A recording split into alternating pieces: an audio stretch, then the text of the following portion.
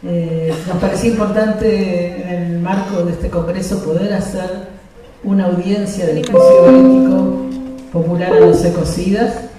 Me presento, soy Claudia Coror, soy parte del Tribunal Ético Popular que está construyendo este juicio, y ahora se va a presentar Débora, que también está como parte del mismo. Bueno, ¿cómo les va? Buenas tardes a todos y todas. Mi nombre es Débora. Me toca estar un poquito de los dos lados también, porque estoy junto con los compañeros de la Comisión de Salud Socioambiental y también con los juicios éticos que venimos organizando. ¿Sí? Este proceso de juicio ético popular de los ecocidas comenzó a comienzos del año con una asamblea de organizaciones, de movimientos populares que lo fue construyendo. Y desde entonces la propuesta es realizar audiencias locales, territoriales, que en general fueron como estas presenciales, pero con algún tipo también de presencia virtual cuando no se podía. La primera se hizo en Catamarca, la segunda se hizo el mismo día en Rosario por un lado y en Mendoza por otro. Hicimos otra audiencia en Guernica, provincia de Buenos Aires, y hace poquito también en Tandil, provincia de Buenos Aires. Y la idea es seguir haciendo audiencias donde sea necesario, es decir, no tiene un cronograma cerrado, porque en realidad hay propuestas que ya están andando, pero también nos ha pasado que en algunos lugares se planteó ampliar la propuesta y hacer, por ejemplo, cuando hicimos en Rosario se propuso una audiencia en Santa Fe, cuando hicimos en Mendoza se propuso una audiencia en San Juan. Y esto lo digo porque es importante sentir que es una construcción realmente colectiva y que vamos viendo las necesidades, las demandas, las propuestas, inclusive la posibilidad de que alguna audiencia sea puramente virtual, para que haya palabras de compañeras y compañeros de otros territorios, de otras regiones de nuestro continente.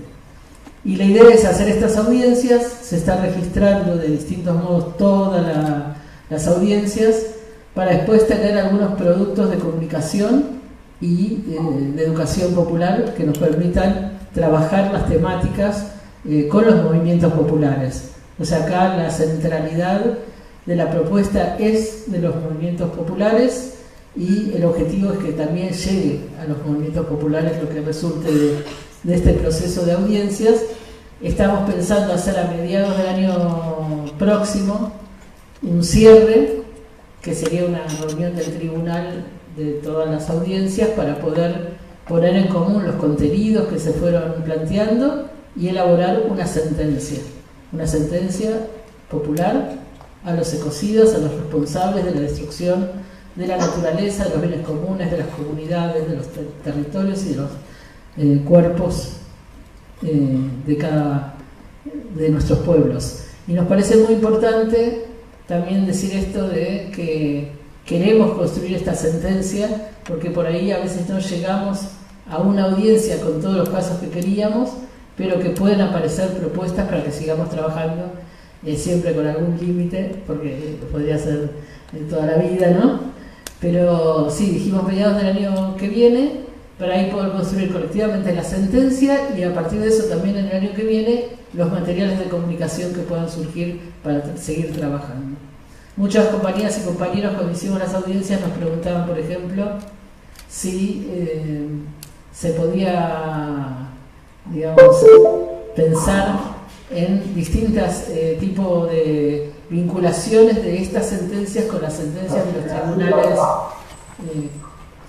ordinarios que conocemos.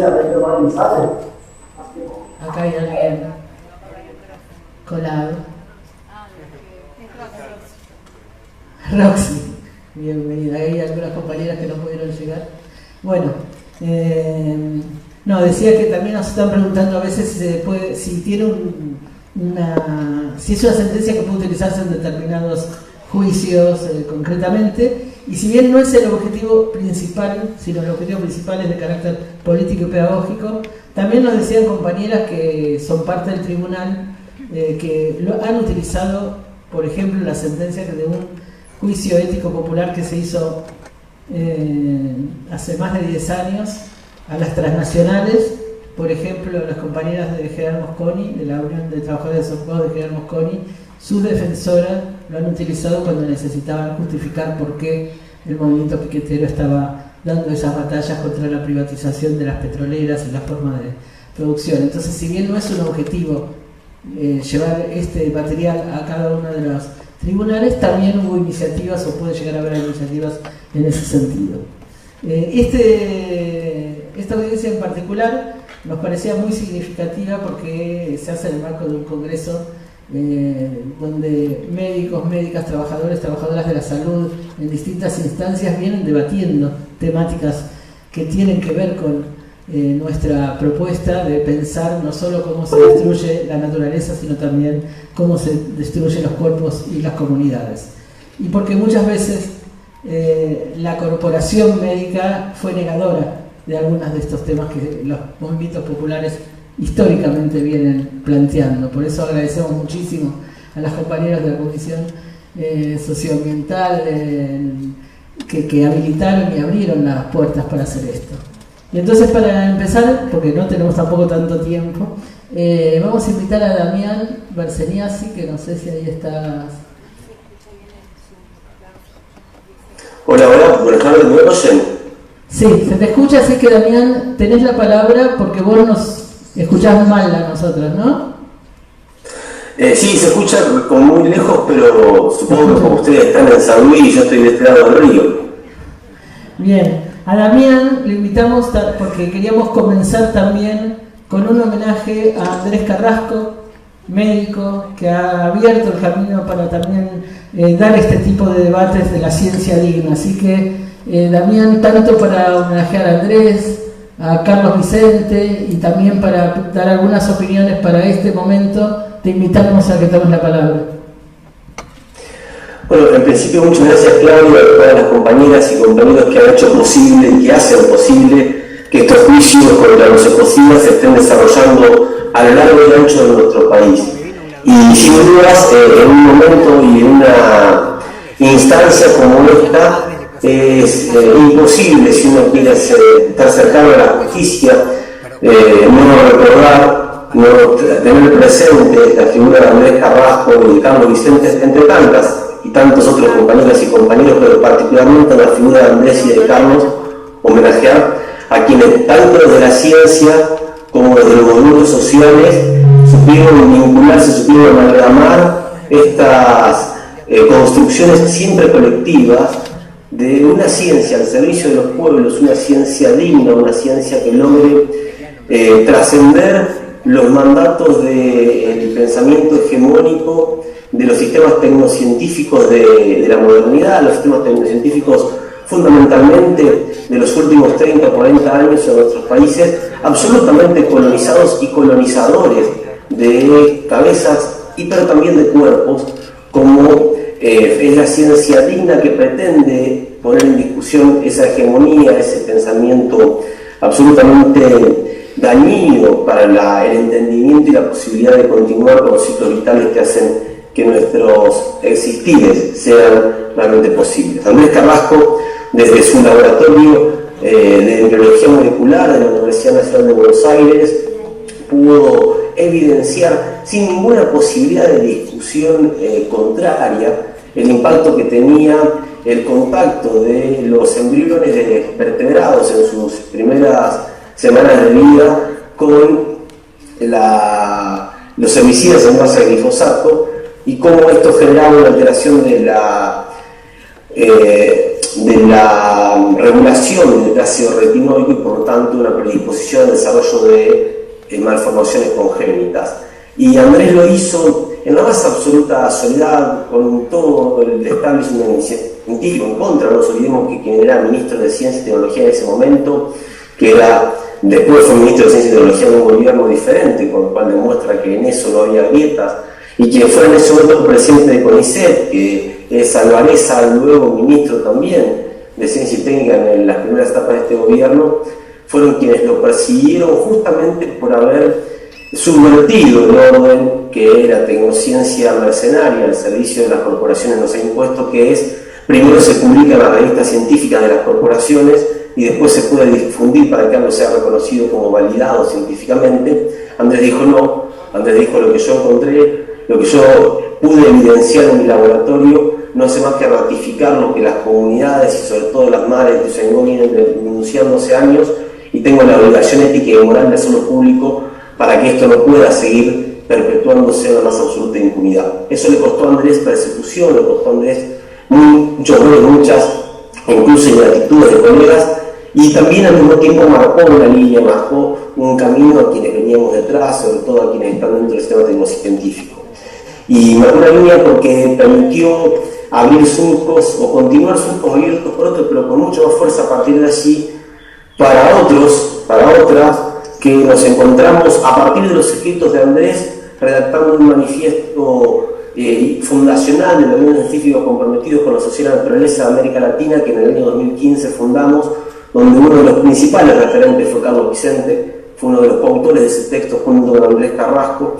Carlos, que a esa solvencia científica le amalgamaba el compromiso con los movimientos sociales, su vinculación permanente con los territorios, con la soberanía alimentaria, con los pensamientos que surgen del andar desde los territorios con los pueblos. Digo, dos referentes para nosotros que nos fueron enseñando y dejando muy claro lo que algunos hemos podido sintetizar tiempo después, que tiene que ver con esto de que no podemos entender ni pensar en seres humanos sanos cuando los territorios que habitamos están enfermos.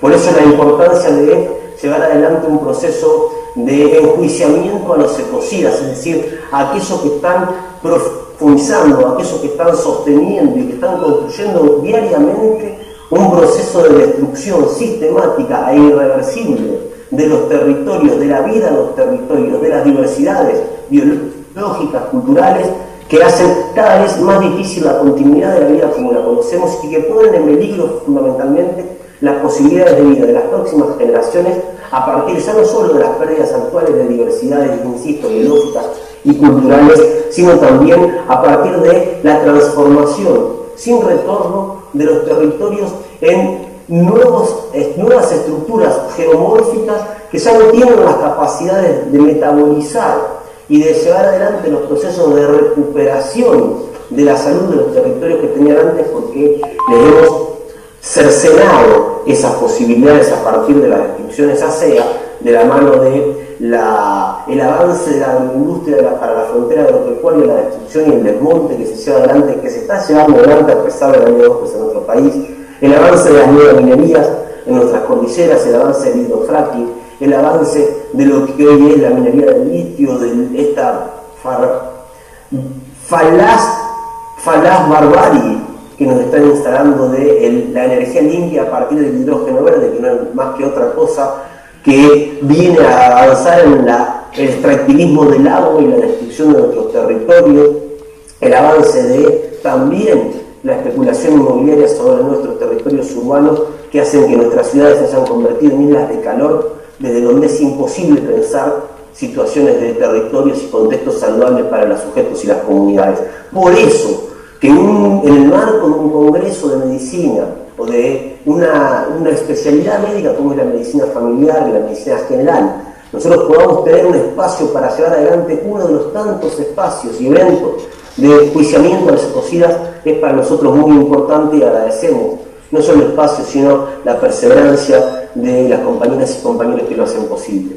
Porque necesitamos cada vez más médicas y médicos, colegas, compañeras y compañeros, trabajadoras y trabajadores de salud, con el compromiso ya no solamente declamativo, sino en la praxis cotidiana de vincularse con las comunidades, de empezar a animarse a escribir en nuestras historias, en las historias clínicas de los sujetos de atención, por qué suponemos nosotros pueden estar girándose y desarrollándose los procesos de salud, los procesos de enfermedad que estamos viendo en nuestras consultas cotidianamente. Ese es el desafío, creo que con más fuerza tenemos que encarar quienes estamos en el campo de la atención de la salud o de la enfermedad. Es el desafío que nos convoca a quienes desde los territorios, desde los espacios académicos, de los espacios científicos, desde las organizaciones sociales y movimientos de colegas, nos vamos encontrando para avanzar en la construcción de una sociedad más saludable, en una sociedad donde los extractivismos empiecen a ser parte de los pasados a los que no tenemos que volver, y donde, como decía Giovanni Berlinger, o a partir de lo que hemos aprendido de Giovanni Berlinger mejor, logremos hacer que lo que predomine sea la salud y no la enfermedad, porque cuando predomina la enfermedad, lo que se ve limitado es la libertad. Con esto quiero terminar, no quiero extender mucho más. Sé que tenemos mucho por delante en esta jornada y me parecía así importante darle un marco para comprender que esto que estamos haciendo es posible gracias a los Andrés Carrascos, a los Carlos Vicentes, a las tantas y tantos compañeros que nos han marcado el camino, que seguirán haciéndolo, y también a las compañeras y compañeros que todavía están acá entre nosotros, a quienes no podemos dejar de reconocerles su trabajo, su compromiso, su tenacidad y, por sobre todas las cosas, su coherencia en la lucha en la defensa de los territorios, que no es más que la lucha en la defensa de la vida, que es la lucha por la garantía de que las próximas generaciones tengan los mismos derechos que tuvimos nosotros a gozar de territorios en los que vivir. Gracias, Claudia, gracias, compañeras y compañeros de Pañuelos, y a todos los que están así presentes, en un día como hoy, con los calores que hace y además con el triunfo de Argentina que hace que muchos estén en las calles celebrando. Nosotros celebremos también de esta manera, ¿no? Celebremos no olvidando que las cosas más importantes no están pasando en Qatar, sino que están pasando aquí en nuestros territorios cotidianamente. Muchísimas gracias.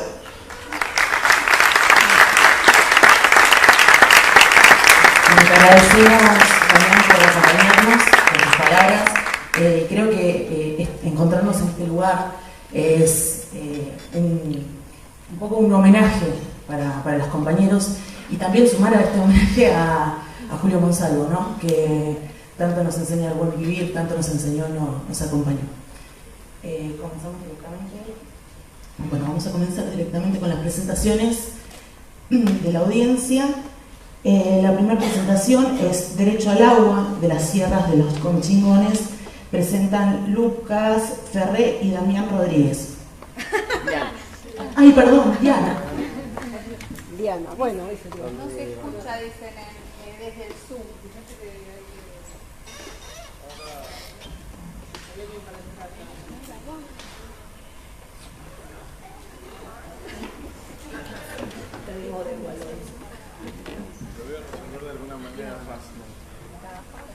sonido ambiente. Un segundito, estamos.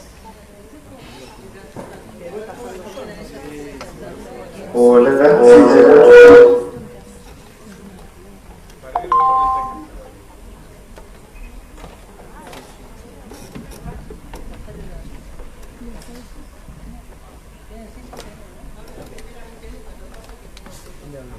¿De dónde quieren que viene más cómodo? ¿Sí?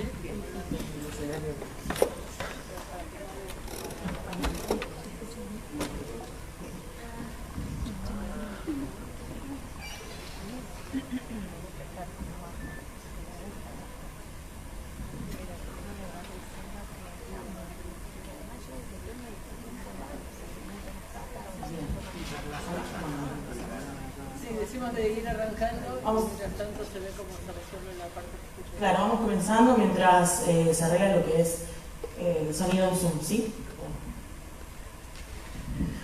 Bueno, muchas gracias por la invitación ante todo. Fue un desafío interesante en el sentido de ponernos a sistematizar un poco lo que venimos haciendo, lo que venimos pensando, acoplando un poco. Mi nombre es Lucas, junto con Diana y con Leo también, que nos va a hablar de otro tema, pero también está en el mismo grupo. Conformamos un grupo de vecinas, vecinos de la zona de la Sierra de los Comechingones.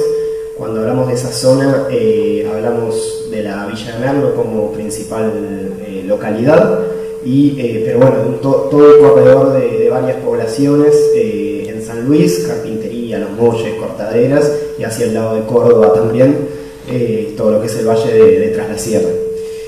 Es una zona que vive fundamentalmente del turismo, es la principal actividad económica, y de la mano del turismo, del conocimiento de esta zona, viene habiendo un crecimiento poblacional explosivo, ¿sí? Mucha gente que en los últimos años nos hemos ido a vivir a la zona, me incluyo porque de hecho yo y Diana, los dos, ninguno de los dos somos nacidos y criados en la zona. Y bueno, y este crecimiento explosivo y sin planificación viene teniendo algunas problemáticas. Ahí se puede ver el mapa de la zona, la Villa de Merlo más al norte, y sobre la Ruta 1 las diferentes localidades. El cordón serrano es la zona más protegida por las normativas. En la Ruta 1 está la parte más densamente poblada, y lo que está en violeta es la zona productiva extractivista, ¿sí? Donde hay grandes multinacionales semilleras que vienen también haciendo un gran uso del agua. Eso ya iremos profundizando en la presentación, pero como para tener una idea así geográfica de dónde estamos parados. Bueno, eso, a lo largo de los diferentes debates venimos sosteniendo la necesidad de la planificación urbana, una planificación urbana que no puede ser de arriba para abajo, sino que tiene que contemplar las necesidades de las comunidades y fundamentalmente tenerlas en cuenta a la hora del debate sobre esa planificación. Y bueno, que no se haga maquillaje con las grandes obras que se hacen, sino que apunte realmente a las necesidades. Bueno, les decía entonces que podemos identificar en la zona, fundamentalmente en el post-2001, dos procesos que van de la mano, aunque se distinguen. Por un lado, esto que les decía, un proceso fuerte de migración. Quizás fue mediáticamente mucho más visible todo lo que fueron las migraciones hacia el exterior en el post-2001, pero también hubo mucha migración hacia el denominado interior, y esto se profundizó mucho en la post-pandemia. Hubo otro salto explosivo cuando se volvieron a abrir un poco las fronteras, y mucha gente que lógicamente dijo yo en esta ciudad no quiero vivir más, y se fue a buscar otros lugares. Siempre a este proceso la literatura académica un poco la llama migración de amenidad, en el sentido que es una migración más o menos elegida, donde lo que se buscan son mejores condiciones ambientales, mejores condiciones de seguridad, condiciones de vida, ¿sí? en términos generales. Junto a este proceso, en el post-2001 también se da el proceso a nivel nacional, a nivel latinoamericano, podríamos decir, proceso de recomposición neodesarrollista del capitalismo en Argentina, donde tiene un papel protagónico el boom inmobiliario de la construcción, ligado también en parte al alza de los precios de las commodities, donde la construcción pasa a ser una reserva de valor dolarizada. Eso genera una explosión muy grande, y en el caso de nuestra región, esa explosión toma las mismas características que toma en otras zonas del país, la privatización de espacios comunes, el énfasis en la seguridad, los barrios privados, la dependencia total del uso del automóvil en la circulación. Bueno, eso, en fin, estos procesos juntos de la mano. Que pare el otro.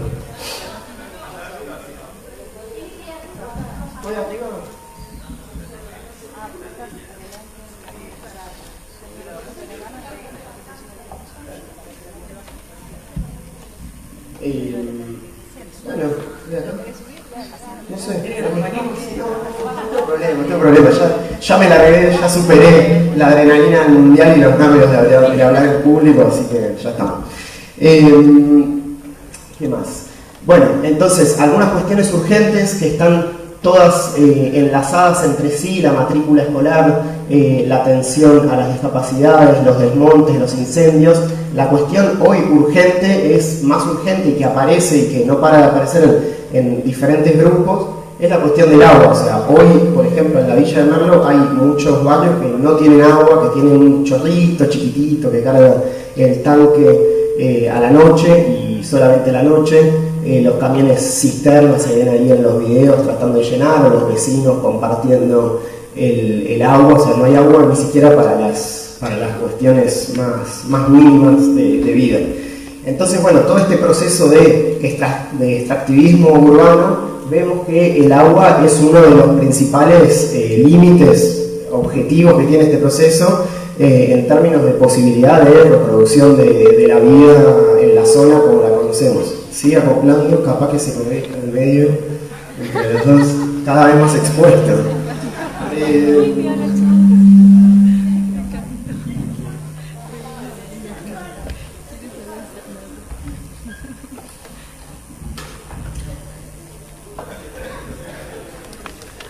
Bueno, entonces, les decía, la falta de planificación territorial viene generando una gran cantidad de problemas ambientales, todos vinculados, los desmontes, el reemplazo también de especies nativas por especies exóticas invasoras, que son un grave cuestión ambiental, la expansión también de infraestructuras que lo único que hacen es garantizar, el Estado garantizando las posibilidades del gran negocio inmobiliario.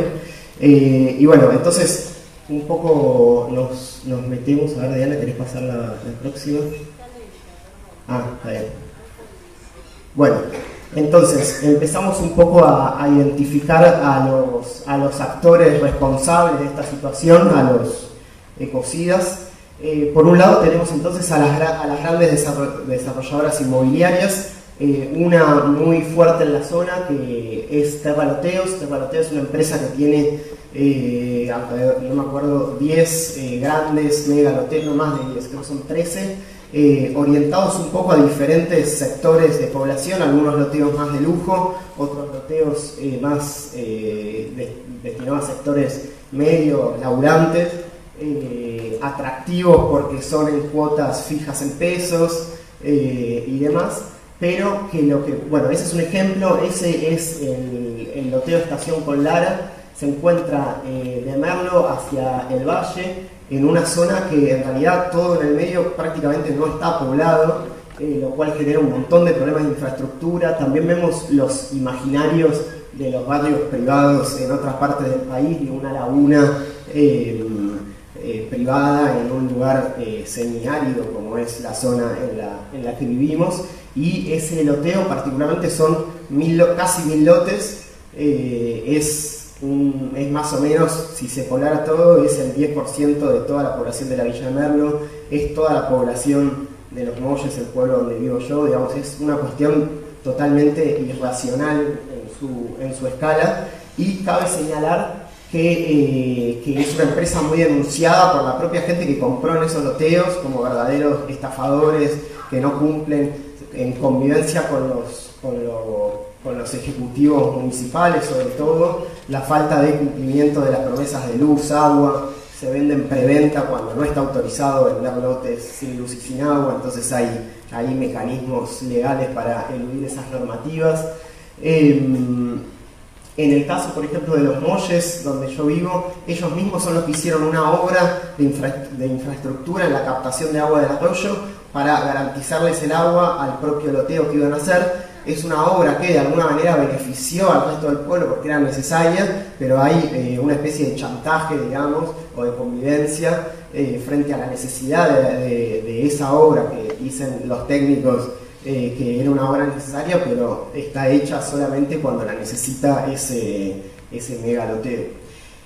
Por otro lado, muy importantes también algunos barrios privados de lujo, privatizadores. O sea, hay dos particularmente, uno en Carpintería que se llama Las Cascadas Golf, aldea de montaña, así todo muy orientado hacia sectores altos, está en la zona alta de Carpintería y toma agua directamente del arroyo, lo mismo que el Chumamaya, que es un country muy antiguo, uno de los más antiguos del país, es de la década del 70, y los dos tienen convenios con San Luis Agua, que es la parte de la provincia que se encarga del agua, tienen convenios para manejar a su gusto el agua del arroyo. En el caso de Carpintería es el mismo arroyo que usa el resto del pueblo.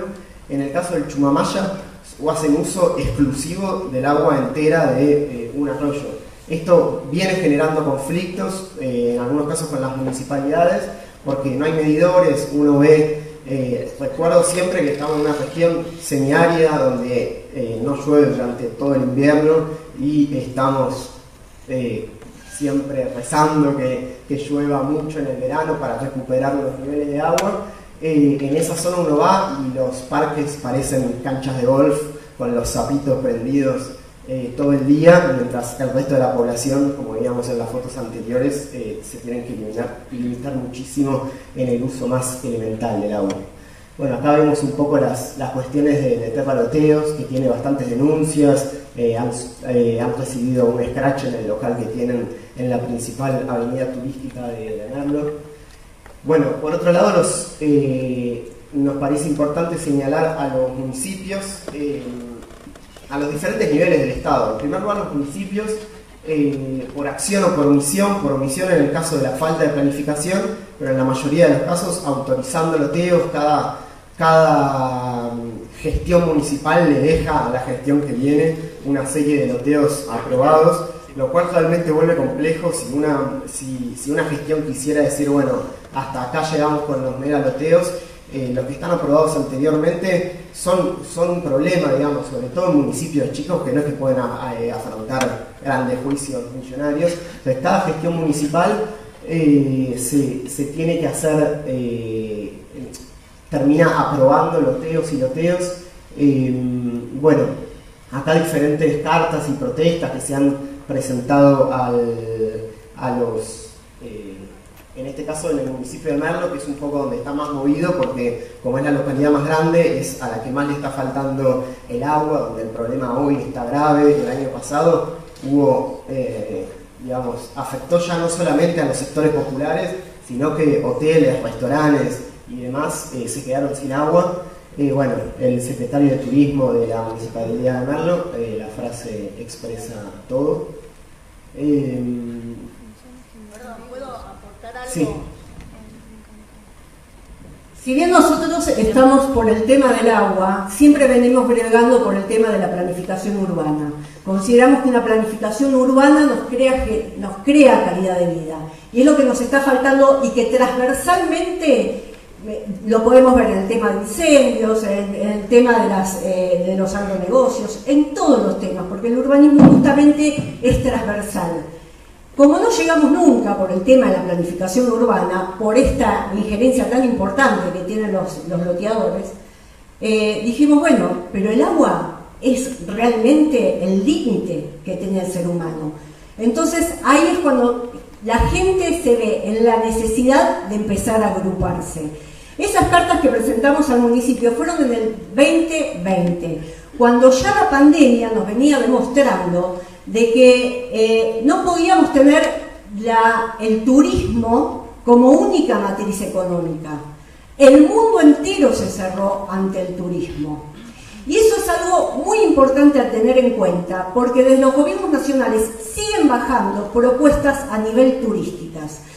El secretario de Turismo, en este caso nuestro amigo Santiago Trogo, le bajaron 5 millones de pesos para hacer una realidad virtual en una reserva que está destinada como a reserva de agua, pero más que nada es una reserva de espacio público para la comunidad. En las ciudades turísticas tenemos algo que es muy grave, que son los alquileres temporarios. Y esto va ligado netamente con la salud. Y la salud mental, que muy pocas veces es tomada tanto por el sistema sanitario. La niñez se muda mínimo 2 veces al año. Los alquileres son de marzo a diciembre. Entonces tenemos que preguntarnos qué tipo de adultos estamos formando cuando un niño se muda 2 veces al año. Somos ciudades elásticas. La planificación urbana es fundamental para este tipo de ciudades como tenemos en la costa de los Comechingones. Y el agua, si tenemos un crecimiento sin planificación, es lo que salta más a la vista. no tenemos agua en la actualidad. Esa es la mirada que tiene el secretario de Turismo de la municipalidad, que representa muy bien a la municipalidad. Bueno, siguiendo con la identificación de actores, la provincia también, la provincia justamente, como les decía, es quien maneja San Luis Agua. San Luis Agua es quien autoriza, por ejemplo, las perforaciones que tienen. Después Leo nos va a hablar un poco más de otro gran actor ecocida en la zona, que es la empresa Cresur, por ejemplo, una multinacional semillera. Nosotros hicimos los cálculos y aproximadamente los campos en esa zona, que se ven los círculos esos, gastan 70 veces más agua que toda la Villa de Merlo, ¿sí? Entonces, cuando uno hace una perforación la tiene que registrar en San Luis Agua, así que bueno, la provincia sabe perfectamente quién está haciendo un uso indiscriminado de ese bien común. ¿Cómo contribuye la provincia? Me toca el tema este muy de cerca. ¿Por qué denunciamos a la provincia también como parte de esto? La provincia colabora con estos barrios privados al darles agua de forma directa, pero también contribuye con estas obras de barrios sociales que están a 5 kilómetros del ejido de Merlo, que de barrios sociales no tiene nada.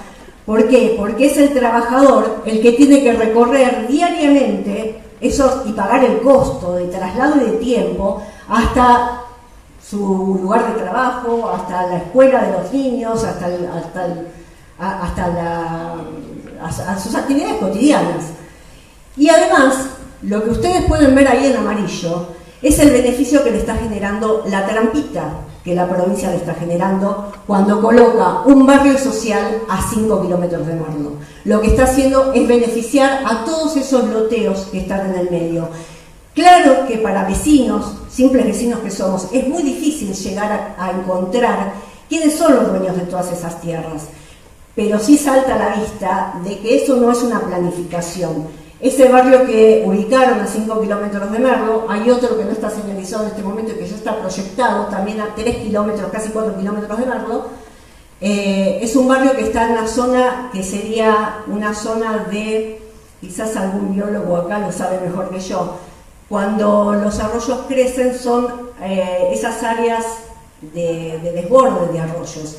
Ese barrio tenés que bajar para entrar a ese barrio. Por eso nuestra denuncia también es con el Estado provincial, porque no está proponiendo, no está actuando en esta demanda de planificación, que repito, que dentro de la planificación también está la planificación de los recursos hídricos. Estas son las obras que nos propone la provincia para Merlo. Eso es en el Filo Serrano, con una gran pileta, un mirador de vidrio, donde la gente en una pasarela puede pasear. Está muy lejos de lo que podemos ver de esa primera diapositiva, donde la gente está actualmente llenando botellas de agua, o donde quizás no se pudo apreciar bien. Los grandes hoteles están comprando reservorios y el municipio les está cargando con sus tanques cisternas en esos reservorios. O sea, el agua es para quien puede pagarla. Lu. Perfecto. También en el mapa anterior se veía que es muy interesante cómo en nuestra zona el extractivismo urbano y el extractivismo del agronegocio están divididos solamente por unas rutas, ¿sí? Están en continuo disputa uno contra el otro. Como se ve, del otro lado hay loteos y de este lado están los círculos de Cresur. Eso sí pasa a la otra Diana. Bueno, después el Estado Nacional, como para acelerar un poco lo que decía Diana, digamos, se bajan recursos sin consultar en los territorios cuáles son las necesidades vinculado a obras que no son consultadas por la población. Infraestructuras y demás. En el caso del Azul de Piedra Blanca, el Azul es un reservorio de agua, como decía Diana, y generó mucha reacción de la población que no quería lo que se hizo ahí. Finalmente terminaron lavando un poco y bajando algunas de las cosas que iban a hacer, como muchas veces hacen, que frente, digamos, lo he visto en otros casos, que frente a la resistencia popular bajan algunas de las cosas que iban a hacer y terminan diciendo, bueno, vieron que no era para tanto, se estaban quejando un poco de más, y en realidad fue esa resistencia la que hizo que no se hicieran algunas cosas que eran bastante desastrosas. Sí, la próxima, bien. Bueno, ahí si querés te dejo un poco a vos y contás un poco el proceso de resistencia. Bueno, nosotros comenzamos como vecinos autoconvocados espontáneamente cuando empezaron los cortes. Lamentablemente también en las zonas turísticas tenemos que, o de gentrificación por amenidad, como decía Lucas, tenemos que aceptar que venimos como a pasar la jubilación o a distendernos. Entonces la convocatoria es muy difícil, está muy lejos de lo que es las grandes ciudades. La participación ciudadana es bastante menor que en las grandes ciudades. Siempre nos encontramos los mismos. De hecho, hoy cuando llegué dije, hola, ¿cómo andás? ¿Cómo andás? Porque somos siempre los mismos los que estamos al frente. Bueno, estas son todas imágenes de cuando iniciamos, tímidamente en la plaza, somos amedrentados, nos piden los documentos la policía, nos sacan fotos desde la municipalidad. Esta es la plaza que está frente a la municipalidad. Y así de a poco, de todas formas, los que nos atrevemos un poquito más, seguimos avanzando y nos vamos reconociendo. Ahí está. Empezamos a hacer charlas respecto del agua, siempre teniendo en cuenta que contamos con una cooperativa que actualmente tiene una muy mala gestión, y hasta corrupta gestión, pero no obstante defendiendo el sistema cooperativista, porque entendemos que es el único que nos puede dar realmente la capacidad como ciudadanos de participación y definir que el derecho al agua es un derecho para todos y todas. Esas son asambleas que las hicimos en el mismo predio de la cooperativa de agua. Abrieron su galpón para presentarnos y bueno, tratamos el tema de los loteos como siempre y logramos, ahí hay varios de nuestras compañeras también, y logramos que la municipalidad creara una dirección de gestión del agua. Lamentablemente la situación actual de la cooperativa es que la municipalidad cooptó en una asamblea totalmente, ¿cómo se dice?, ilegal, la forma de votación que llevaron adelante. Hemos presentado denuncias a Linares, las respuestas son siempre aletargadas o no existen. Y eso es algo que ahí podemos ver, por ejemplo, la defensa de la cooperativa que estábamos hablando. No vamos contra la cooperativa, sino al contrario, explicar al vecino que la cooperativa es nuestro recurso también.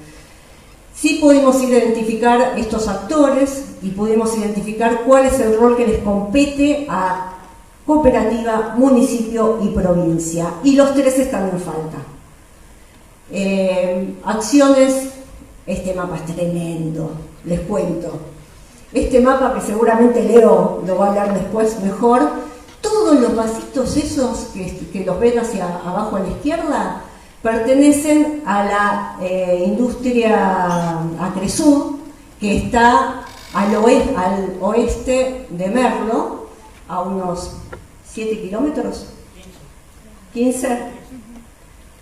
Y el único vasito que está allá por alejado pertenece a Merlo. Lo que Cresur consume son todos esos vasitos, mientras Merlo consumimos un vasito.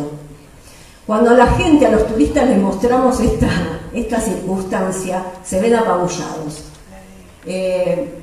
Utilizamos la Feria Franca, hemos ido a la televisión. La Feria Franca es una feria que ha tenido un arraigo territorial bastante importante.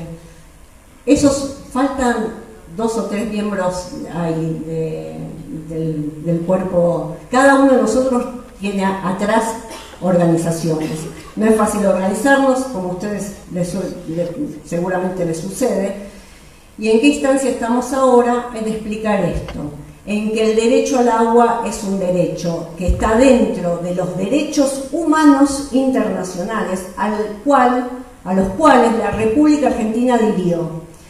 Vamos en esta oportunidad, ahí estamos, es un derecho internacional, En esta oportunidad vamos a pedir, a solicitar una asamblea, una audiencia pública, porque entre todas las instancias de participación ciudadana que tenemos, encontramos con que quizás la audiencia pública era el lugar más adecuado para poder debatir el derecho al agua igualitario y equitativo.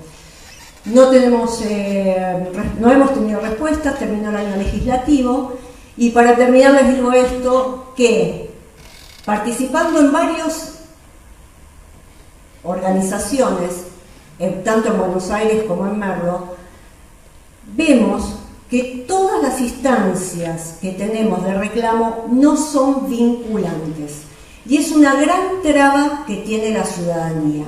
Y para que sea vinculante, tiene que cambiarse la Constitución Nacional.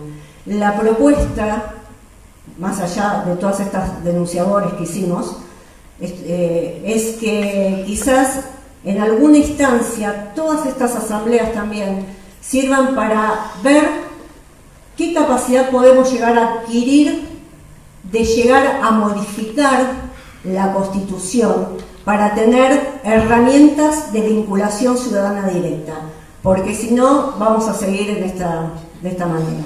Muchas gracias.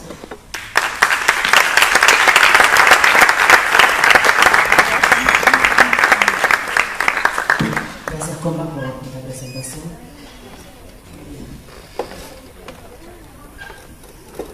Va a continuar Cecilia Ciusteri con la realidad silenciada de la geoingeniería y las graves consecuencias de la manipulación del clima.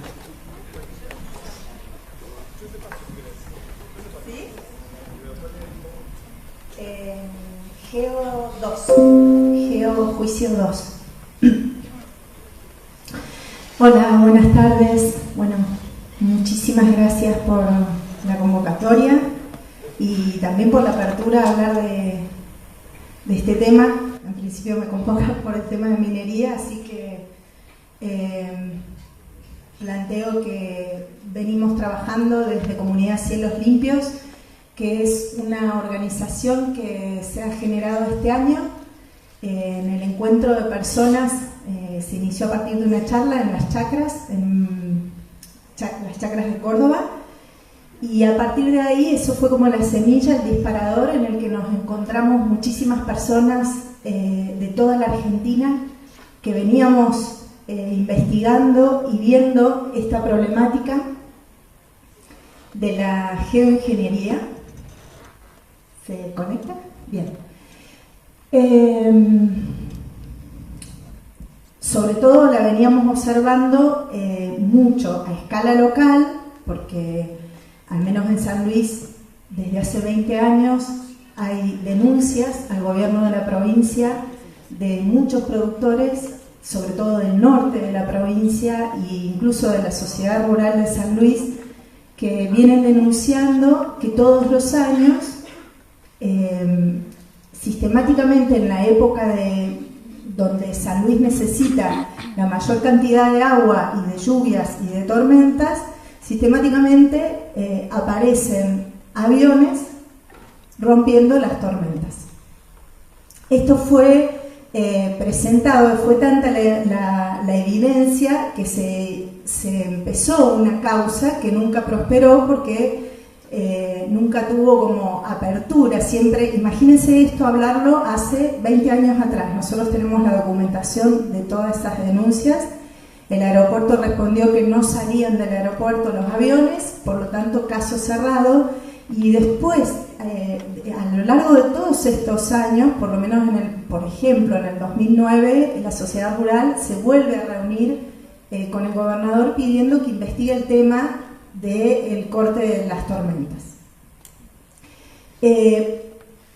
Esto que sucedía a nivel local, obviamente la gente lo investigaba porque además encontraban los campesinos, encontraban como un polvo blanco en los animales, en las piedras.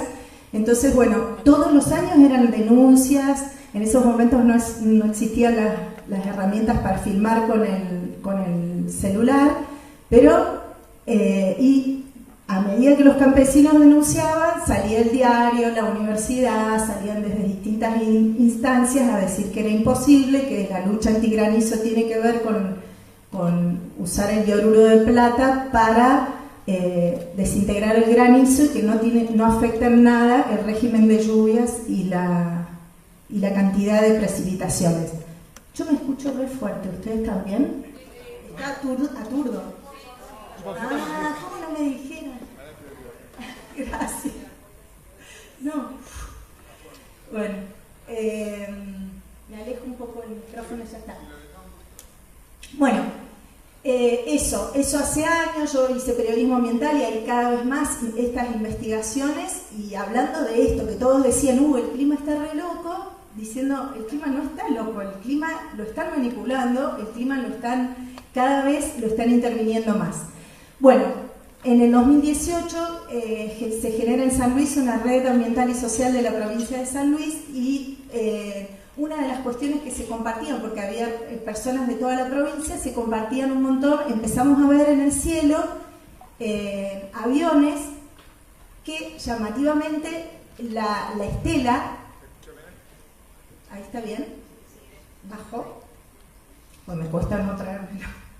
La estela no se borraba inmediatamente como cuando vemos los aviones a chorro típicos, los contrails, los llamados contrails, que la estela se disemina inmediatamente.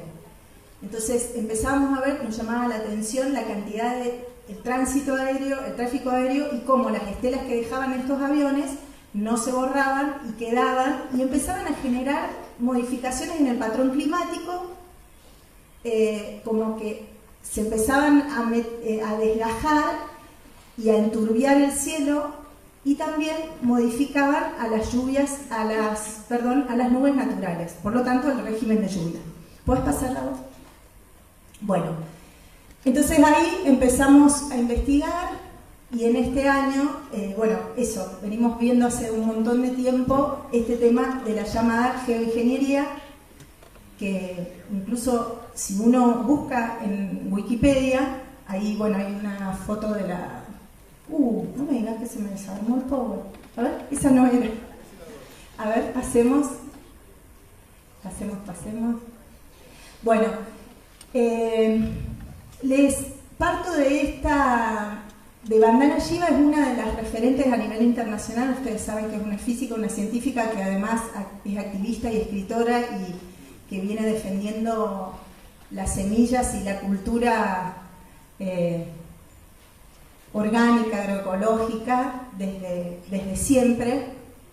Y ella dice, se lo leo brevemente: se están llevando a cabo guerras planetarias con ayuda de la geoingeniería, como la creación de volcanes artificiales, el abono de los océanos con partículas de hierro y la colocación de reflectores en el cielo para evitar que el sol brille en la Tierra, como si el problema fuera el sol y no la violencia de los seres humanos contra la Tierra y su arrogante ignorancia en el trato con ella.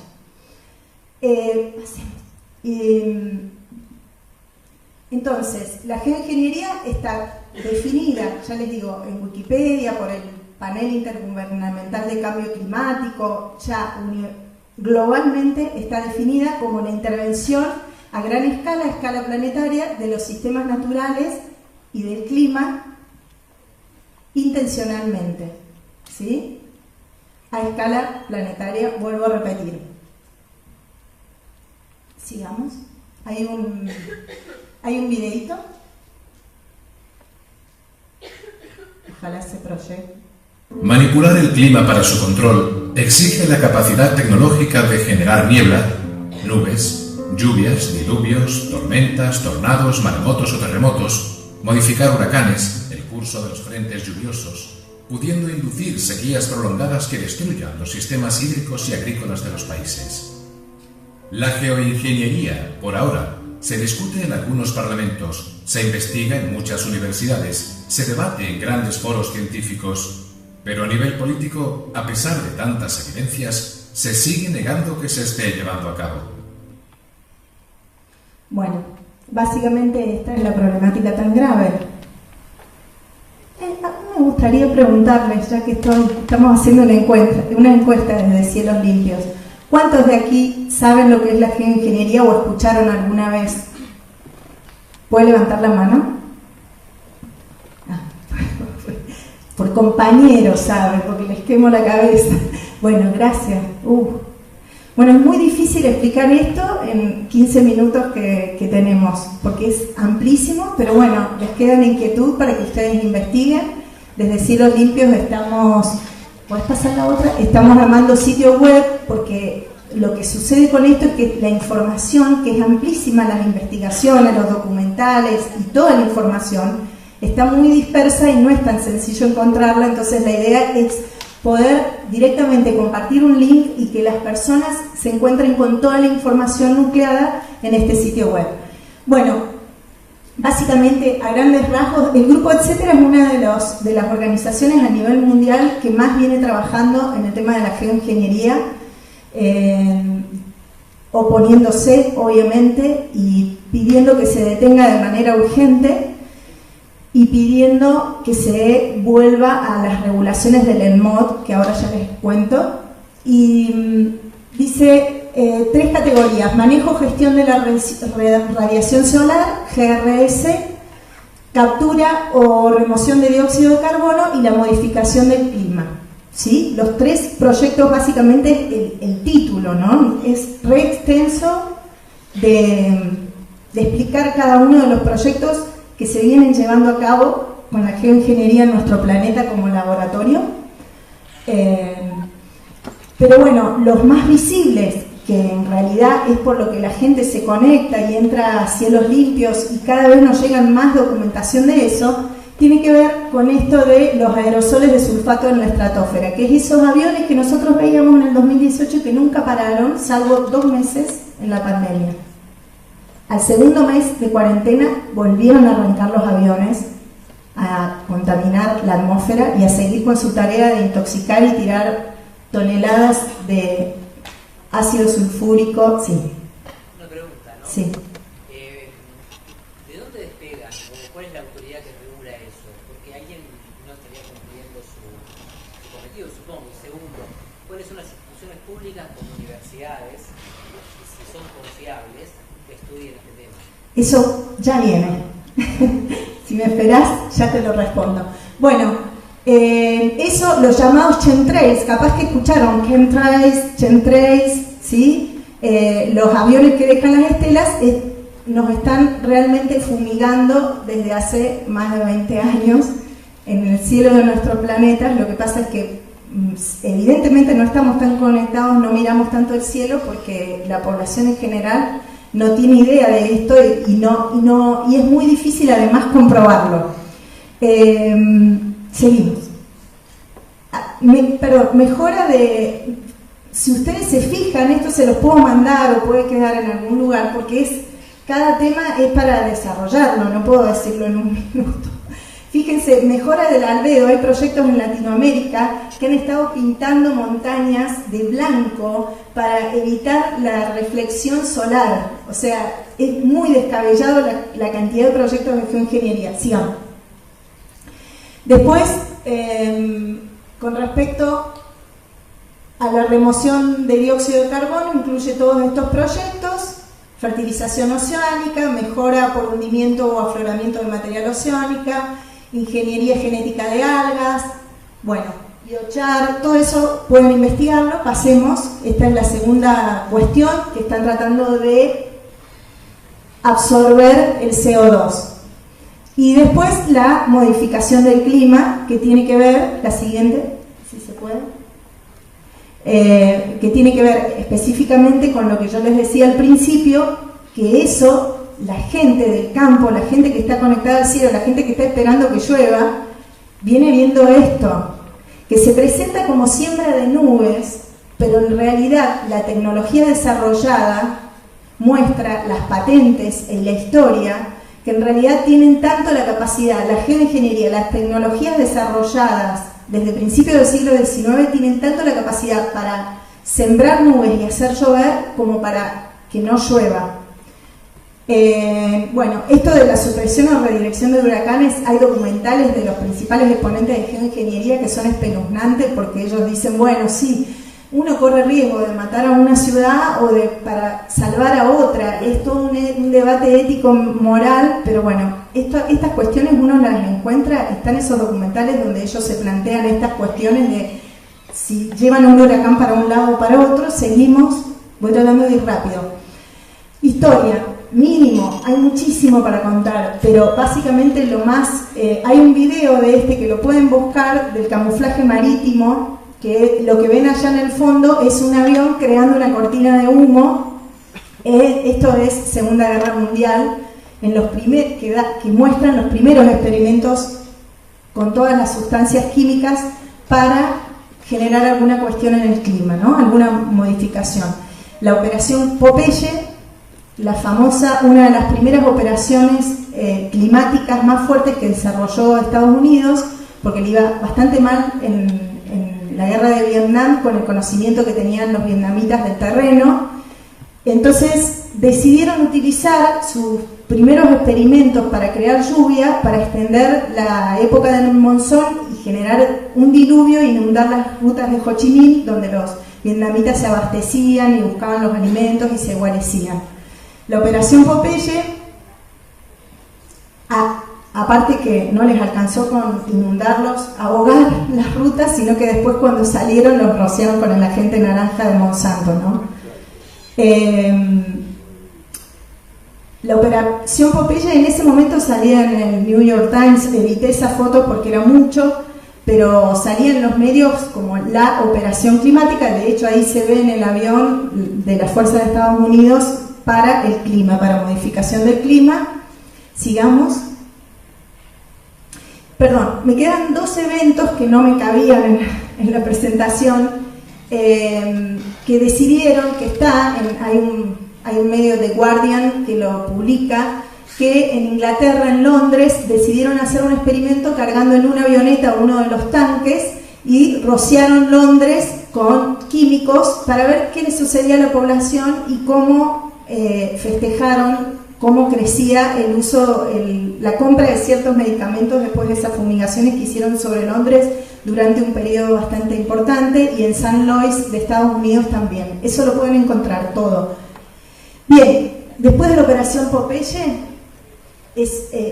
Rusia y Estados Unidos se ponen de acuerdo para no usar, dicen hay que firmar urgente un contrato de que no se pueda usar esto, un acuerdo, hagamos un acuerdo, mientras ellos estaban usando claramente estas armas de guerra, usando la naturaleza como arma de guerra, y surge la Convención ENMOD, la famosa convención que es la base, digamos, de prohibición de utilizar técnicas de manipulación del clima, de modificación ambiental con fines militares u otros fines hostiles.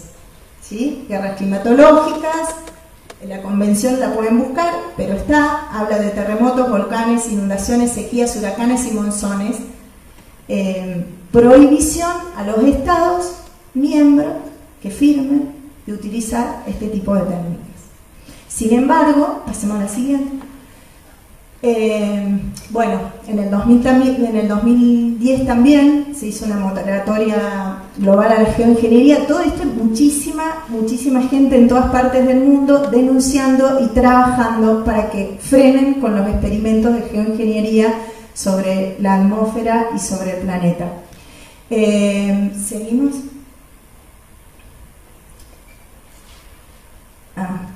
Me faltó lo de las patentes. Me faltó un cosito. Bueno, pueden buscar patentes de geoingeniería y son de Estados Unidos solamente, están blanqueadas más de 300 patentes de geoingeniería que empezaron en el 1900 en adelante. ¿Sí? Lo tengo en un archivito, pero no, era muy largo, comienza, o sea, en cada década no pararon de investigar y experimentar con nuestro planeta las técnicas de manipulación y el poder que tenían sobre la naturaleza para mover tormentas, frenar huracanes, llover, diluvio, etc. Es más, hay investigaciones, hay Marvin Herdon se llama, que fue un científico que él estudió y denunció los componentes que se utilizaron durante años en las regiones polares, y él denuncia que eso, en realidad, esos experimentos que venían ejecutando durante décadas fueron lo que rompieron la capa de ozono, que hoy ellos mismos quieren proponer la solución al cambio climático. Fíjense que pasamos de calentamiento global a cambio climático. El cambio climático lo generan cada día y lo vienen generando desde 1900, experimentando con nuestro planeta. Bueno, una cuestión importantísima del por qué. ¿Cómo? Sí, pero... lo que sigue. A ver. Vale. Bueno, hay algunas, pero fíjense, ustedes las pueden buscar. Dispersión balística de aerosoles con los misiles de yoduro de plata y cohetes de bario.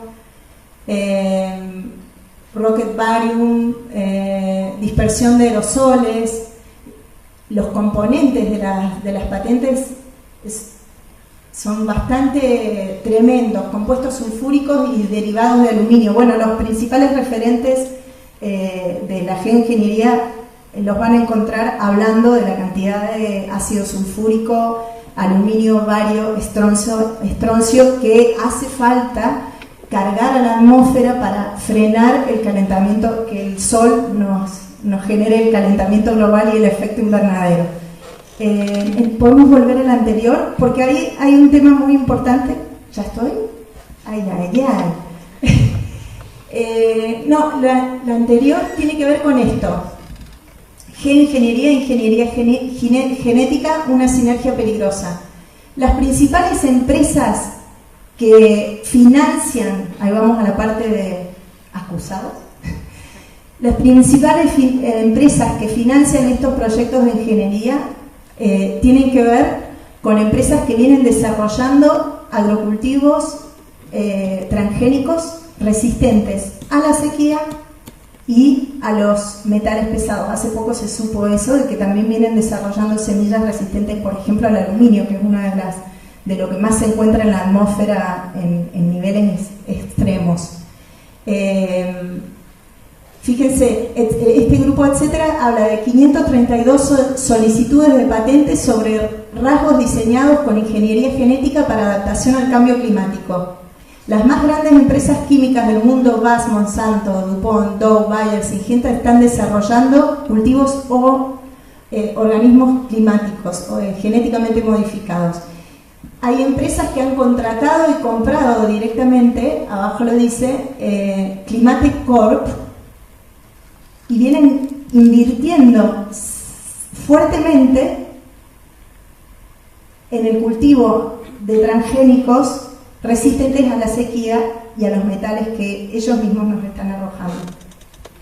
Y acá en San Luis tenemos una estación experimental de Bayer Monsanto de semillas de sequía, ahí Camino Quines, que, oh casualidad, se instala en San Luis justo cuando empiezan los reclamos, más allá de todas las cuestiones que acá en San Luis se hablan de las millones de propiedades que tiene el gobierno de la provincia, que también están con algodón, se habló de arándanos, papas, de un montón de cultivos que están protegidos por aseguradoras que ofrecen servicios para que no les llegue el granizo, y en ese no llegarles el granizo, las tormentas terminan dispersándose y el agua que viene faltando hace años en San Luis y en la región. ¿Seguimos a la otra? Un paréntesis. Si la mayor parte de la gente cada vez apuesta más a la agroecología y a los cultivos orgánicos y no pueden llevarnos mediante leyes a la imposición de semillas transgénicas, nos pueden llevar mediante extrema sequía, mediante falta de agua, y bueno, cada uno saque sus conclusiones. ¿Hay un minuto? Es un minuto. Los peligros. ¿Y el videíto? Ese es un videíto, cortito, pero ahí lo explica. Y han alertado de los posibles peligros, como por ejemplo la acidificación de los océanos, la acumulación de metales en la Tierra como el aluminio, el bario y el titanio, la destrucción de la capa de ozono, el oscurecimiento global del planeta, la reducción de las precipitaciones, la muerte de los árboles en toda la Tierra, el incremento de enfermedades neurodegenerativas o la multiplicación de fuegos salvajes. Pero curiosamente, la industria subsidiaria del arma climática ya está preparada para cuando llegue ese momento. Ya están patentadas las semillas de maíz, de soja y de cereales resistentes al aluminio, a los rayos ultravioleta y al estrés hídrico. También están listos los árboles resistentes a las sequías, las plagas, los herbicidas, los metales. Serían árboles sin vida, sin frutos, sin pájaros ni insectos polinizadores, los cuales serían sustituidos por abejas robot. Vamos, ahí estamos. Ahí estamos. La tecnologización total de la naturaleza. Y escuchaba recién el tema del agua y hace poquito escuchábamos, porque lo relacionamos completamente, encontramos el documental del director de Nestlé, donde él claramente dice que el agua no puede ser un derecho humano, el agua la tienen que comprar, las personas la tienen que comprar, que tenemos que cambiar esa mentalidad.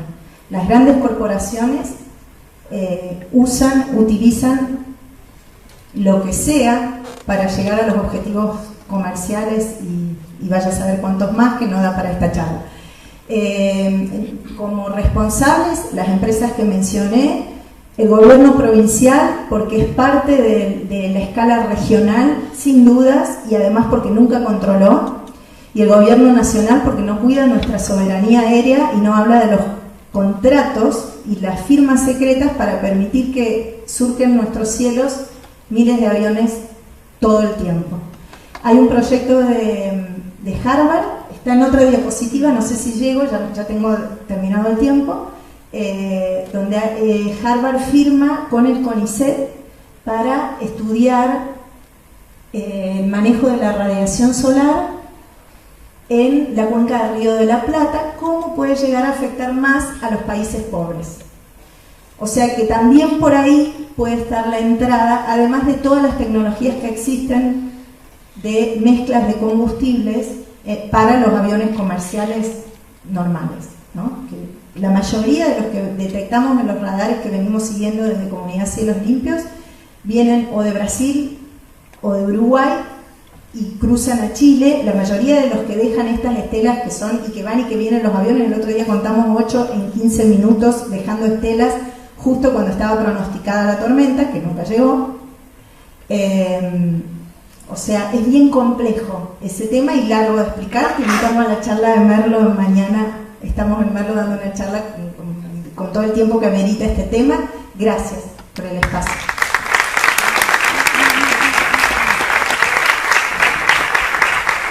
Bueno, ¿tienen ánimo todavía? Vamos a los penales, vamos. Tenemos unos penales más, ¿no?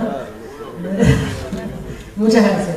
No, y de verdad, tanto para Lucas, Diana, Cecilia, hay una página del Juicio Ético Popular de los Ecocidas, donde todo el material que quieran volcar con la extensión que necesiten, lo podemos hacer, y después a quienes estén interesados e interesadas le damos los datos para acceder a eso. O sea, cuando quieran deprimirse con algún objetivo real, o sea, no deprimirse porque sí, sino porque hay razones para hacerlo, se meten ahí en esa página. Bueno, y le invitamos a Leonardo Jaquetit para hablar de agronegocios bajo riego en San Luis, amenazas y resistencia. Leonardo, un par de Bueno, ¿qué tal? Buenas tardes. Hago un acomodo.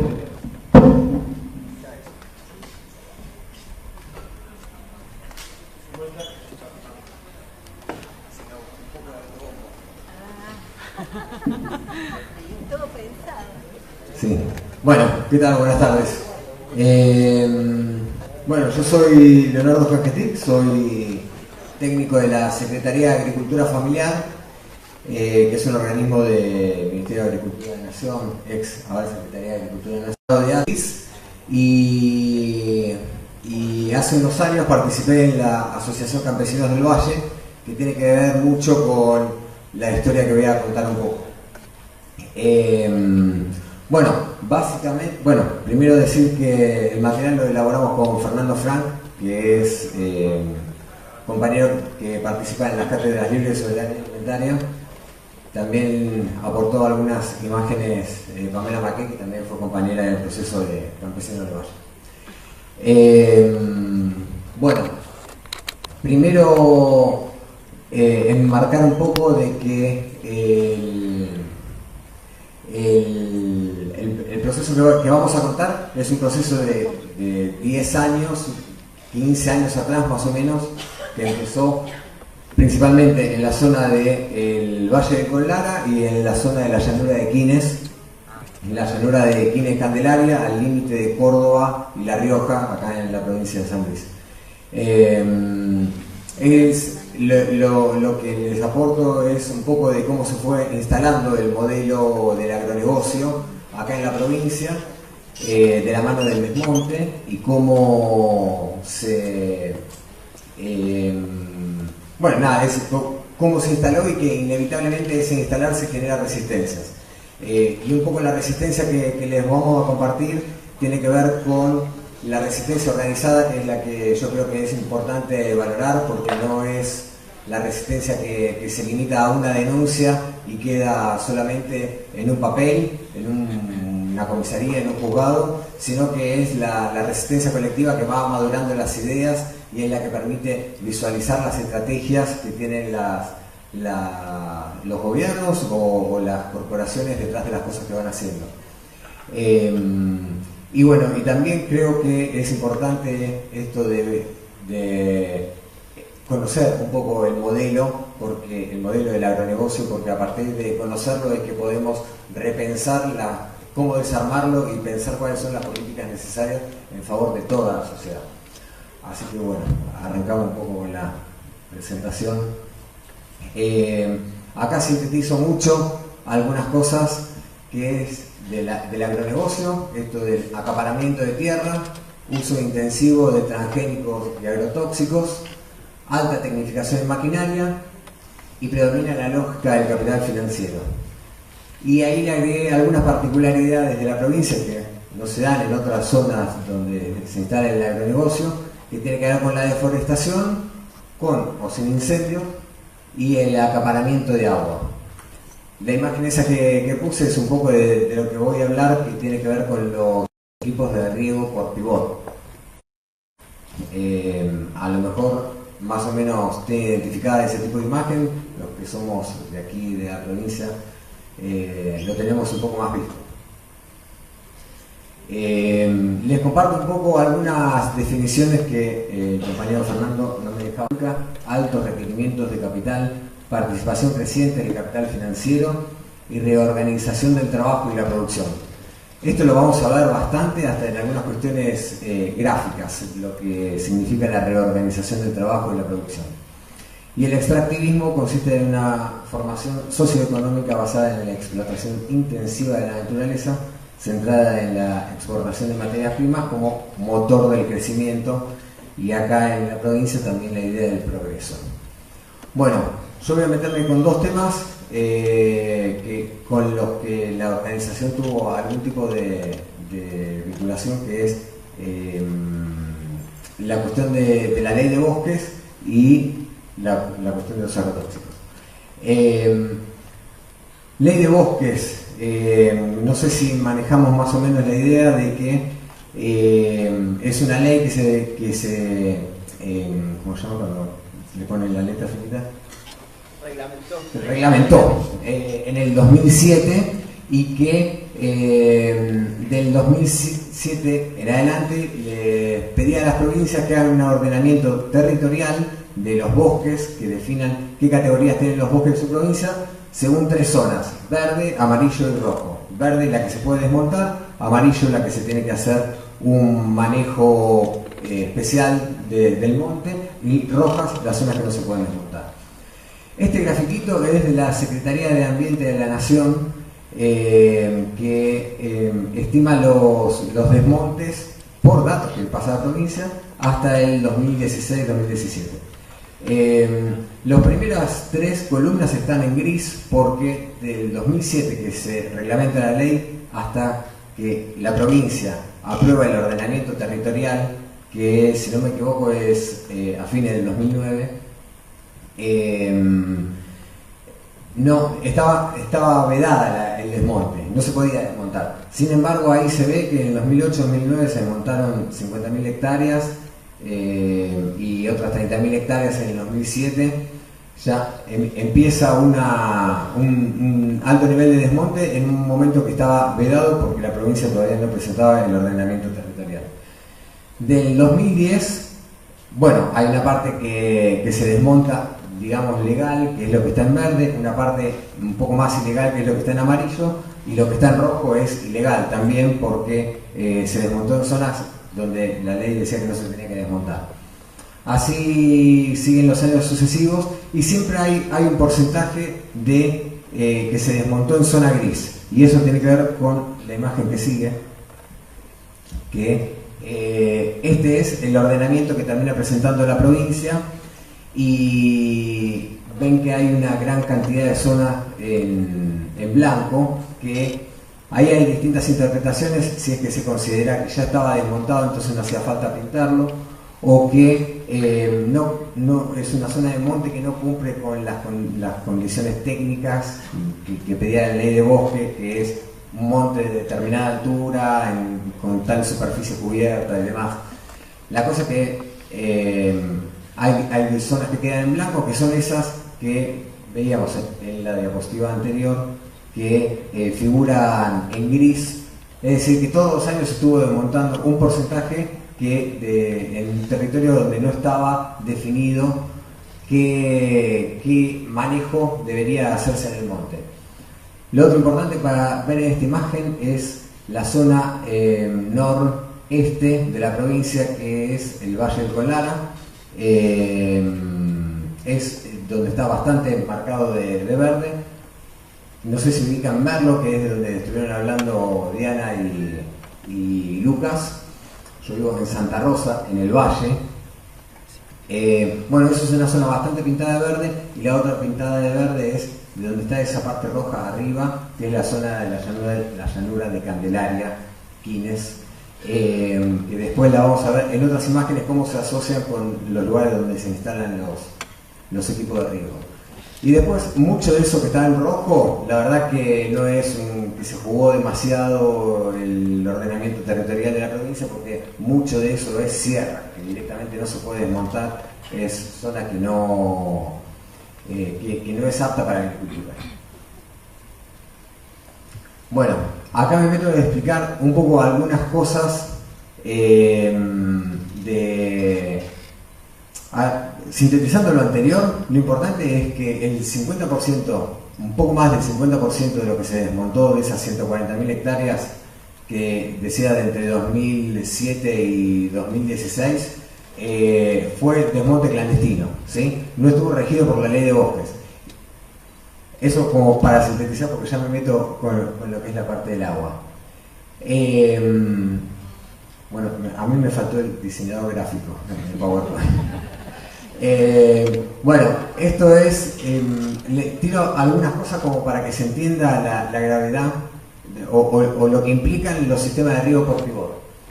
El riego presurizado con pivot central es el que deja esos círculos marcados en la tierra, más o menos lo ubica, que es un brazo largo por donde circula el agua y donde tiene distintos tipos de picos aspersores, que son los que van regando.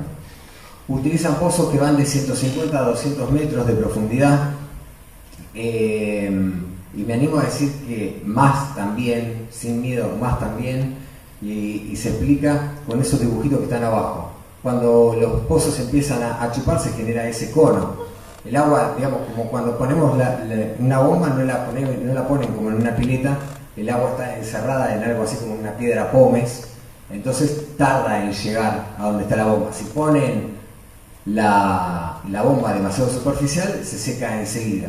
Como es tanta la capacidad de absorber agua, se genera eso.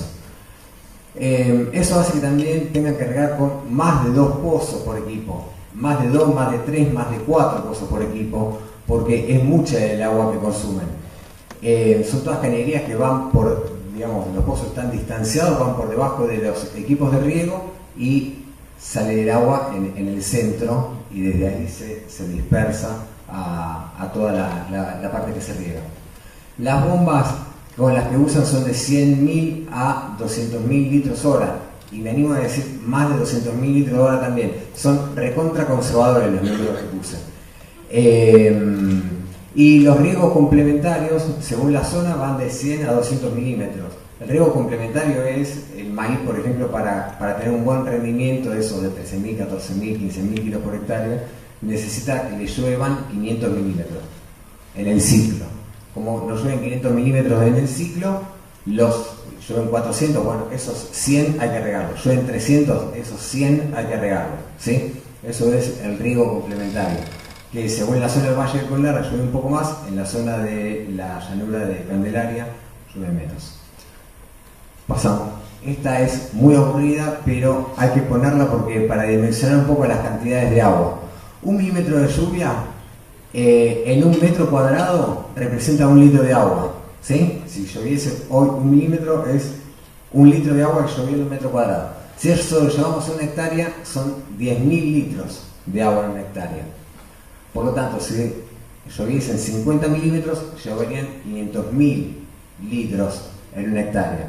Si regaran 50 milímetros en 300 hectáreas, que es el pivot más grande, necesitarían para 150 millones de litros para regar solamente 50 milímetros, que es muy poco, digamos, ni hacen la instalación de esos equipos de riego para regar 50 milímetros.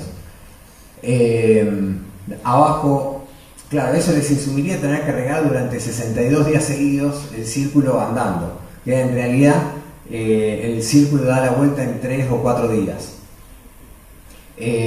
Por eso abajo vuelvo con el rojo, 200 milímetros para 300 hectáreas sería 600 millones de litros de agua en un ciclo por ejemplo, de maíz, que se hace bastante en esos equipos de riego. Y después vamos a ver algunas imágenes, hay más de 300 equipos de riego instalados de esos en la provincia. Bueno, acá también otro poco de números para dimensionar. En la campaña 2021 de soja y maíz se sembraron total en la provincia 600.000 hectáreas. En el 21-22 un poco más, 658.000. Estas son estimaciones de la Secretaría de Agricultura. Bueno, ahí pongo un poco lo de algodón también, que como decía Cecilia también se empieza a ver ahí en la zona norte de la provincia, y también empiezan a incorporar otros cultivos como garbanzo o lenteja, como para corrernos a nosotros del eje de que no producen alimentos. Bueno, empiezan a producir garbanzo para sacarnos el argumento. A partir del 2010 como que vieron que el desmonte empieza a bajar, es como que se empieza ya a tener una superficie donde se llega al máximo que existe hoy en día con la cantidad de equipos instalados, que da algo de 57.000 hectáreas de riego por aspersión. Se riegan otras 20.000 hectáreas más o menos de riego por manto, el riego tradicional, el riego por acequia, ¿sí? Pero esa no está tan dentro del paquete del modelo del agronegocio, ¿sí? Las que se riegan con este tipo de riego por aspersión. Bueno, eso representa más o menos un 9% de todo lo que se riega en la provincia.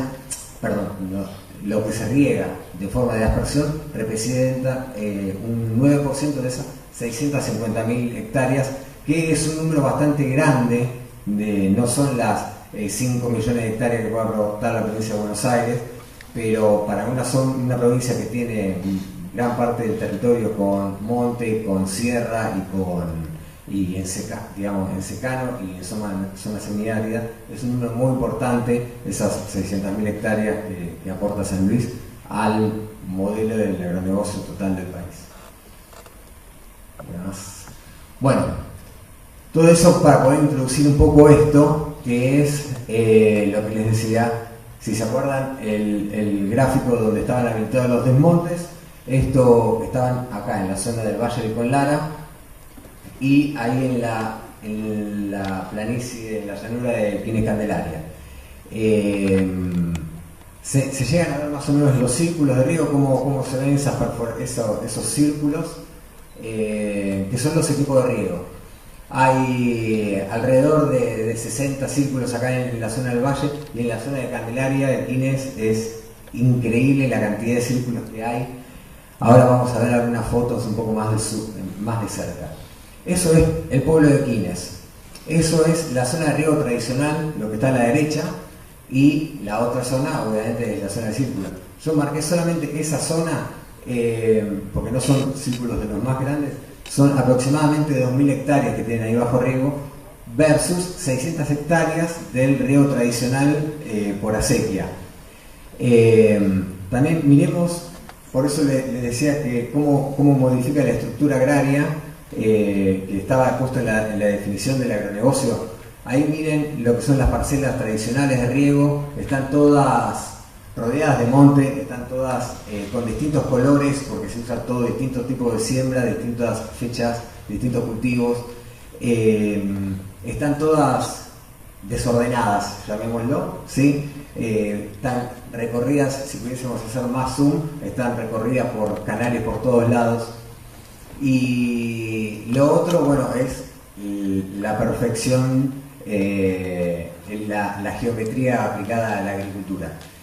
Y bueno, y el pueblo de Quines, proporcionalmente, no sé, serán 150 hectáreas, contando toda la zona rural, ¿no? O sea, el impacto de esto en el territorio es inmenso. Y la que sigue, mostrando un poquito.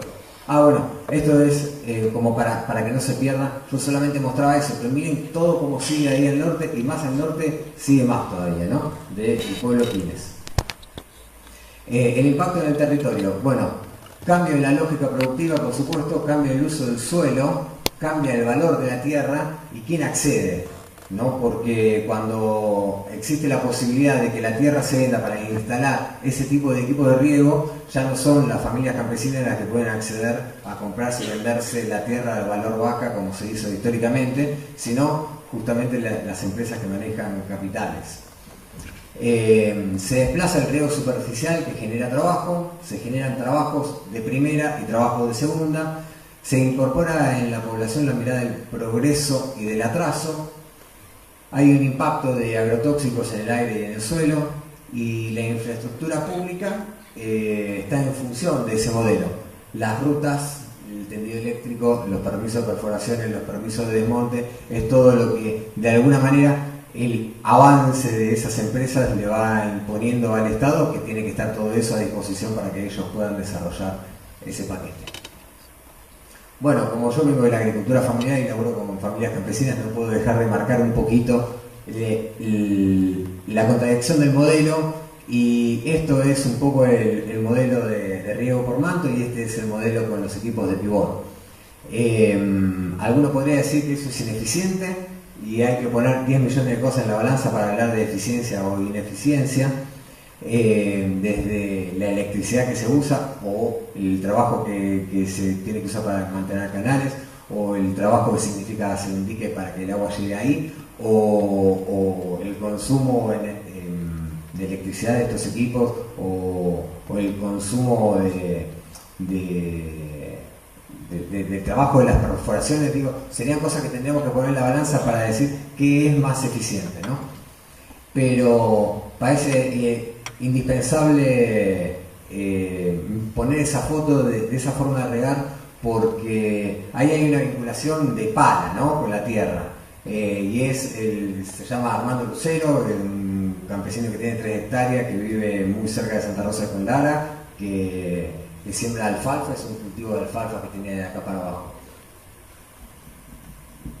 Y bueno, esto es un poco una parte del modelo del agronegocio en el Valle de Conlara. La otra era en la llanura de Quines, Candelaria. Esto es en el valle. Eso es una parte de los círculos, ¿ven? Ahí donde termina la línea roja es Merlo, allá abajo en la otra punta es Santa Rosa de Conlara, esa es una ruta que los une. y la otra ruta que va de norte a sur es la Ruta Nacional 148. Lo que está encerrado en amarillo de forma cuadrada es el modelo donde está la empresa Cresud, y lo que está a la izquierda es el modelo de riego campesino. Lo sintetizo ahí, es similar a la foto anterior. Solamente decir, en una se riegan 200 parcelas aproximadamente, aunque no todas están en uso, parcelas de riego por manto, mientras que en la otra son 2 empresas las que están instaladas ahí con todos esos equipos de riego.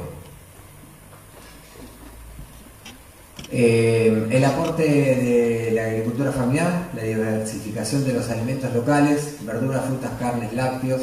El campo absorbe mano de obra y la población está distribuida en las zonas rurales, y la tierra está distribuida en más manos. Volvemos al anterior un segundo. Hay un campesino que está ahí muy metido en medio de todos esos círculos de riego, que se llama Humberto Cuello, que es lechero en Santa Rosa con Lara, ordeña a mano y lleva leche cruda y vende casa por casa en el pueblo. Que por ejemplo las empresas de Cresud, que además le alquila a Monsanto y a Syngenta, Cresud es el dueño de la tierra y le alquila para que Monsanto haga las semillas. Le cae Monsanto y le pide que no haga maíz, que él le compra todo el maíz que le haga falta, que no siembre directamente porque el maíz campesino le contamina la semilla del maíz puro que ellos hacen, ¿no? Digo, llegan hasta eso, de caerle a pedirle a los campesinos que no siembren, porque no pudieron comprar la tierra todavía, le piden directamente que lo siembren. Bueno, ahí son 2 productores también de la zona de riego, un cultivo de batata, un cultivo de maíz, zapallo, eso. Bueno, esperemos que salga bien esta. Bueno, un poco los responsables, los dueños de todas esas círculos de riego que veíamos, uno es Cresud, que es del grupo IRSA, otro es AGD, que es de la familia Urquía. La verdad que saber quiénes son los dueños de la tierra es una de las cosas más trabajosas que puede haber. Digamos, cuesta. No.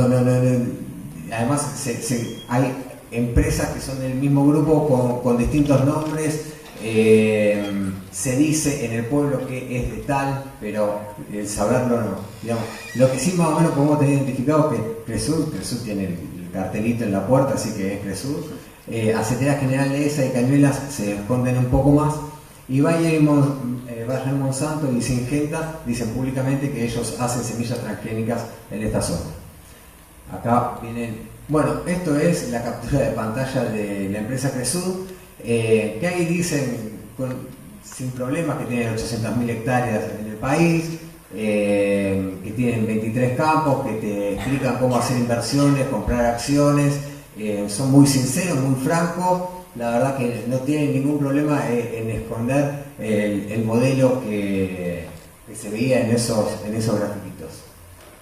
Aceitera General Dehesa, bueno, como les decía, se esconde un poco más, no nombra que tenga campos en San Luis, dice solamente que tiene la planta donde fabrican algunos productos acá de ultraprocesados, manera de hacer, en Villa Mercedes. Molinos Cañuela lo mismo, y bueno, Bayer Monsanto también similar. Bueno, la resistencia con lo de la ley de bosques. La organización esta Campesino del Valle, junto con otros vecinos y otras organizaciones un poco más de tinte ambientalistas, participamos en tratamos de ser la voz popular en el ordenamiento territorial en el proceso ese del 2009.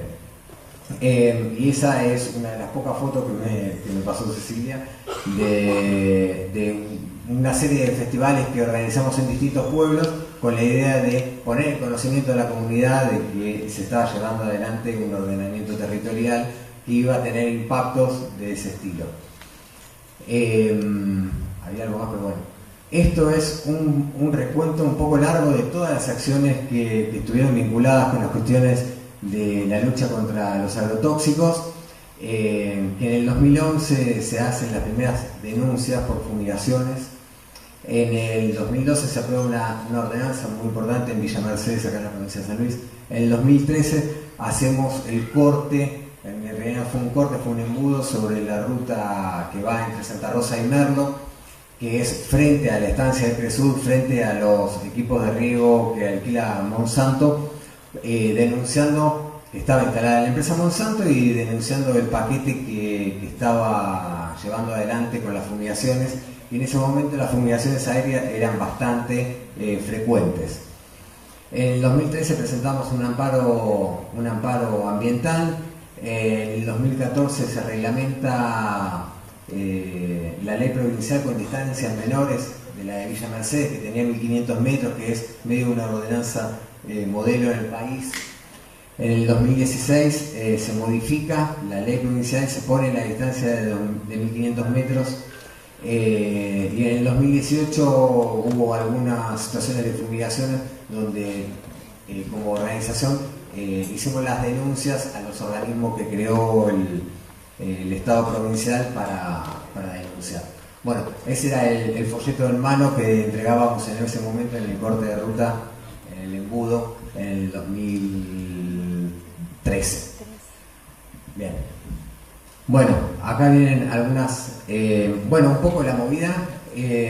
Hicimos una conferencia de prensa, charlas acá en la universidad, vinieron los médicos de Pueblo Fumigado, la madre de barrio de Ituzaingó, y estas son un poco las fotos de las movilizaciones que hicimos por el amparo que se había presentado, que los dueños de los campos lo estaban apelando porque había prohibido las fumigaciones.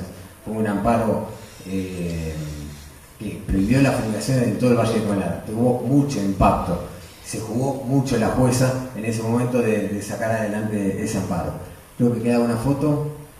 Y bueno, la verdad que acá tengo que destacar que quienes laburamos con las comunidades campesinas sabemos el esfuerzo que es salir a exponerse públicamente y salir a hacerlo en la ruta. Es la verdad que algo que fue ese momento, fue muy importante, tuvo mucha repercusión y ahora les muestro un poquito la repercusión en algunas cosas hasta nos dimos el lujo de traer a Miriam Gorban ahí con un poco de apoyo de instituciones que bueno, hay que dejarlas un poco pegadas. Monsanto en Santa Rosa. Bueno, cuando nosotros hacemos ese corte de ruta en el 2013, un día cae al municipio, nos convoca el intendente a una reunión en el municipio y resulta que era para hablar del tema de fumigación. Llegamos y estaba nada más que el gerente de asuntos institucionales o algo así de Monsanto. Un gerente de Monsanto se vino a Santa Rosa de Colán, un pueblo de 8.000 habitantes, a tener una reunión con la comunidad, a decir que lo que ellos estaban haciendo era completamente legal. Y esta fue la repercusión que tuvo el caso en distintos medios. Ahí uno dice, Monsanto emitió un comunicado, el comunicado básicamente era eso, de que todos los productos que ellos aplican son legales, están aprobados por el SENASA y que no tienen nada de que retractarse. Tuvimos un mano a mano muy largo con el gerente de Monsanto y con el ingeniero que estaba a cargo de los campos y hasta se daban el gusto de decirnos que ellos amaban esa tierra, ¿no? Lo digo también porque nosotros desde lo campesino decimos de que hay una vinculación con la tierra y ellos también incorporaban ese discurso de que tienen vinculación con la tierra. ¿Cómo vamos a tirar químicos de más si nosotros amamos los campos? Nos decía el ingeniero que estaba a cargo. Bueno, y una foto más en el 2014 salimos en página 12 medio como ahí en enero del 2014 campesinos del nordeste de la provincia presentaron un amparo y lograron que una jueza frene las fumigaciones con agroquímicos que afectan sus campos. La Asociación Campesina del Valle, digamos que la repercusión que tuvo fue de impacto nacional porque era directamente campos que estaba alquilando Monsanto y nosotros aprovechamos no tanto en denunciar a los dueños de la tierra, sino en aprovechar la denuncia de que estaba Monsanto. Además, en paralelo estaba todo muy candente, la lucha Malvinas Argentinas. Entonces tratábamos de unir esa lucha de que allá querían almacenar y procesar lo que estaban produciendo en el Valle de Conlara. Bueno, conclusiones. El modelo del agronegocio se impuso en gran parte del país. En el marco del corrimiento de la frontera agropecuaria en San Luis se incorpora a ese proceso. Las grandes empresas y las multinacionales empujan sus condiciones favorables y el Estado acompaña la mirada del progreso. El Estado solo responde en favor de las cuestiones de salud y ambientales tras los hechos consumados y por la movilización de la sociedad.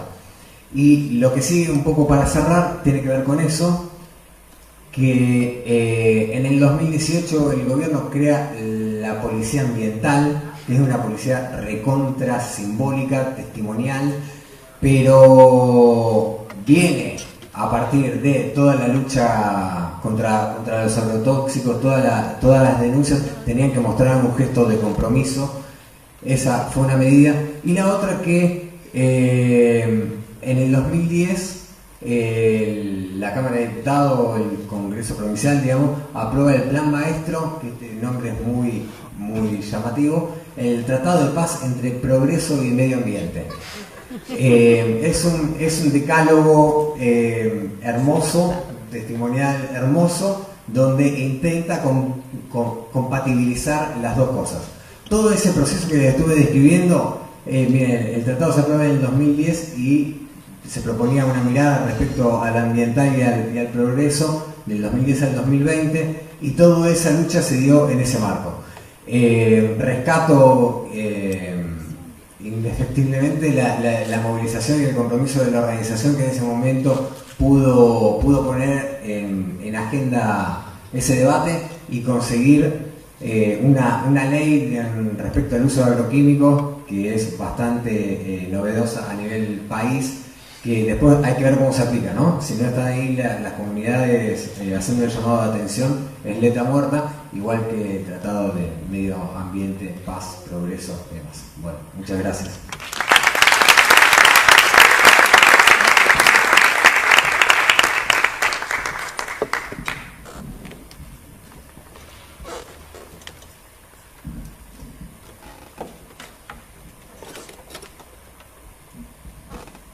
Acá es cuando vienen, no nos cuida la policía, nos cuidan mis amigas, ¿no? La naturaleza aquí.